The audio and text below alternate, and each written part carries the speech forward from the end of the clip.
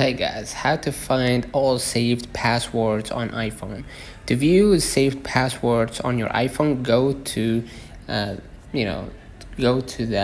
passwords app on your phone, right?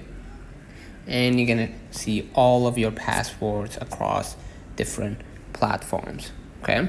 Or you can go to the settings, passwords, and then unlock with Face ID, Touch ID, or your passcode. You will see a list of all your saved website and app passwords. You can then select a specific website or app to view the username and password.